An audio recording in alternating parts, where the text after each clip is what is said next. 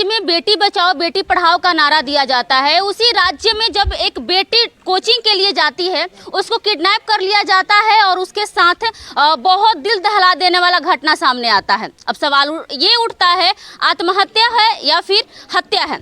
चलिए श्रेया के पिताजी हमारे साथ मौजूद है और इनसे पूछते हैं कि जो यहाँ के स्थानीय प्रशासन दावा कर रही है कि श्रेया ने आत्महत्या किया है, कितनी सच्चाई है इन सब बातों में। खैर तस्वीर देखेंगे तो आपका दिल दहल जाएगा।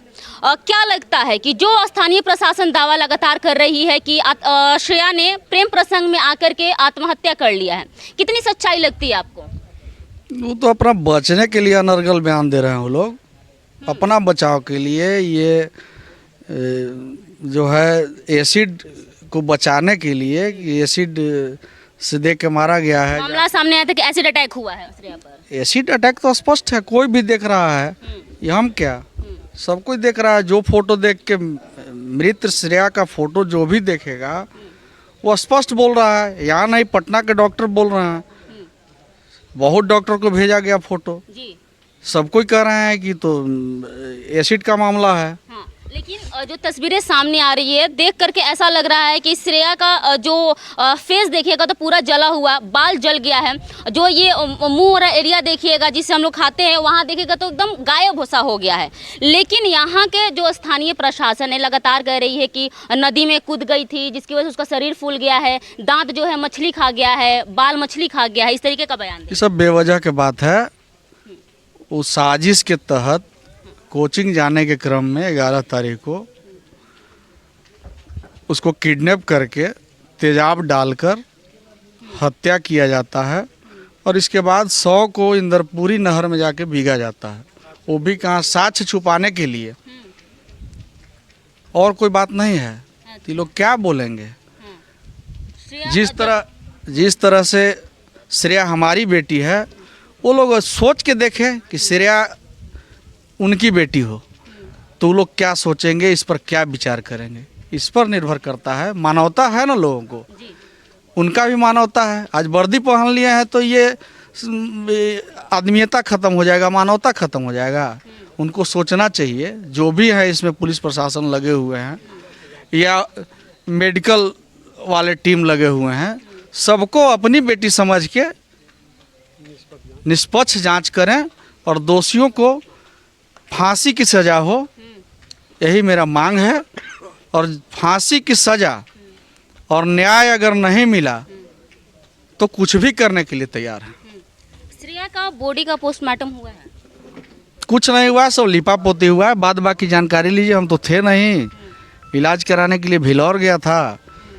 परसों दिन 1:30 बजे आया हूँ, 15 तारीख को। तो विशेष जानकारी लेना है तो और लोग हैं जो यहाँ प्रत्यक्ष में थे, हमको तो सारी बात फ़ोन से जानकारी हुई। इसके बाद आने में जो सुन रहे हैं, आज डीएम साहब आए, एसपी साहब आए।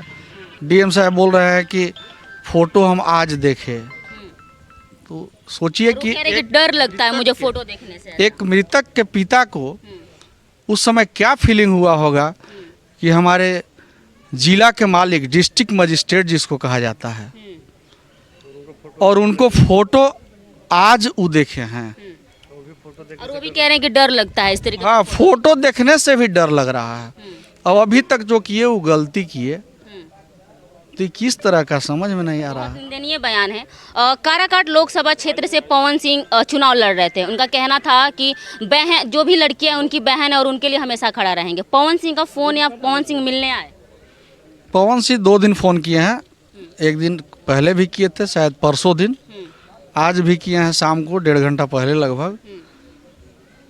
वो बोले, फ़ोन उनके भाई को ही लगाए थे, बोले कि पवन भैया बात करेंगे। फिर लगाए तो बोले कि भैया हम परसों दिन आवता नहीं, बहुत कष्ट में थी, हमरो तबीयत खराब रहे, परसों दिन हम आवता नहीं भैया। पवन सिंह बोले जी रहब ना, हम कहे कि रहब, हम कहाँ जाए। क्या लगता है कि पवन सिंह इंसाफ दिला पाएंगे श्रेया को? इसमें तो सबको लगना पड़ेगा। इसमें पवन सिंह के बातों से क्या लगा आपको? किस तरीके से मदद करेंगे? पवन सिंह के बातों से तो लगा कि न्याय दिलाने में उनका अहम भूमिका रहेगा। एक्टिव हैं भी, सोशल मीडिया पर डाल भी रहे हैं। क्या क्या बोल रहे हैं सर? बार बार वो सूचना ले रहे हैं यहाँ से। मतलब लगातार कनेक्टेड है यहाँ से पवन सिंह, है ना? जी जी जी। अच्छा। इनसे बार बार बात हुई है, 2-3 दिन बात हुई थी। वो बोले भी थे उस समय उनका कुछ तबीयत खराब हो गया था, वो शायद आने वाले थे बीच में, लेकिन तबीयत ज़्यादा खराब हो गया, आए नहीं। इन्हीं से बात हुई थी, तो फिर टाइम लिए कि 2-3 दिन बाद आवत नहीं हम। हाँ। अच्छा, ये जो स्थानीय प्रशासन लापरवाही कर रही है, इस केस को दबाने की कोशिश कर रही है, क्या कुछ कहना चाहिएगा आप? स्थानीय प्रशासन से ज़्यादा पहले तो मैं बताऊंगा कि जो पहले पोस्टमार्टम हुआ है, जो सासाराम के डॉक्टर की टीम है, उन पर सवाल उठती है। कौन से अस्पताल में हुआ था? सदर अस्पताल में हुआ था वहाँ, लेकिन उन पर उंगली उठती है। आप लोग का ध्यान वहाँ आकर्षित ज़्यादा मैं कराऊंगा कि सबसे पहले तो वहाँ से पोस्टमार्टम रिपोर्ट को ही लिप पोत दिया है, तो अब उसमें प्रशासन चाह करके भी क्या करेगा? वहाँ पर अब बताइए कि मेरी लड़की का उम्र है 16 साल 17 साल, और वहाँ पर डॉक्टर इतना जल्दीबाजी किया है कि उसका उम्र 24 वर्ष पोस्टमार्टम रिपोर्ट में लिखा है, जबकि 24 साल लिखा गया पोस्टमार्टम रिपोर्ट में। जी जी, जबकि आवेदन वहाँ लोग जो दिए हैं वो 17 साल 16 साल लिख करके 16 साल लिख करके दिए हैं, और 4 आवेदन गया है वहाँ, चारों आवेदन में 16 साल दिया गया है, और वहाँ पोस्टमार्टम रिपोर्ट बनाने में उसको 24 साल किया जा रहा है।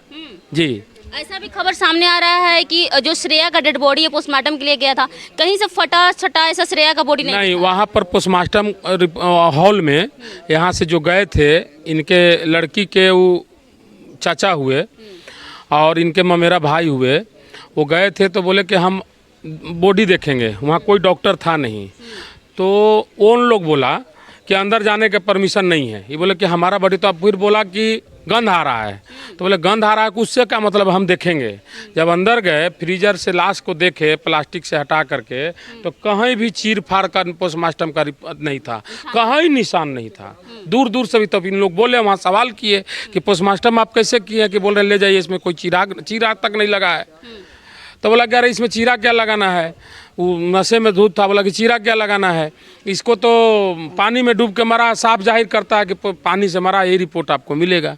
वो साफ बोला है, साफ बोल दिया। हाँ बिल्कुल बिल्कुल। एक और आपसे सवाल रहेगा, क्या लगता है कि श्रेया किसके निशाने का जो है शिकार बन गई है, किस तरीके से? अगर इस तरह का हमें जानकारी रहता तो अभी इतना भीड़ लगाने की ज़रूरत नहीं रहती, अब किसी प्रशासन की ज़रूरत नहीं। मैं डायरेक्ट हम लोग बताते थे कि फलना व्यक्ति इस कांड को किया है, अब हम लोग शंका के दायरे पर किसको कहेंगे, ये तो प्रशासन की काम है। जो खबरें सामने आ रही है कि श्रेया उस लड़के पर शादी का दबाव डाल रही थी, जिसकी वजह से श्रेया डिप्रेशन में चली गई थी और दोनों के बीच लड़ाई झगड़ा हुआ था, ये मामला ये सब बिल्कुल अफवाहें हैं, ये सब ऐसी कुछ बात नहीं, मनगढ़ंत बातें हैं, और कोई शादी और अथी का बात नहीं, बिल्कुल मनगढ़ंत बात है, दूर दूर से बात नहीं है। हाँ बिल्कुल दूर से बात नहीं है। और जो 3 लड़कों का नाम सामने आया है, क्या हो सकता है कि वो कौन मनचले लड़के थे या फिर टारगेटेड थे? जैसे वो लड़का को तो हम नज़दीक से जानते नहीं हैं, अब तो उसका जांच प्रशासन करने के बाद ही, जब प्रशासन के निगरानी में वो हैं तो प्रशासन खुद उनकी जांच कर लेगी। और इसमें हम ये भी नहीं कहना चाहते हैं कि दोषी को छोड़ दे, अगर दोषी है तो उसको कठोर से कठोर, फांसी से भी ज़्यादा अगर कोई सज़ा है तो कठोर से कठोर सज़ा दिया जाए, और निर्दोष को सज़ा भी ना मिले।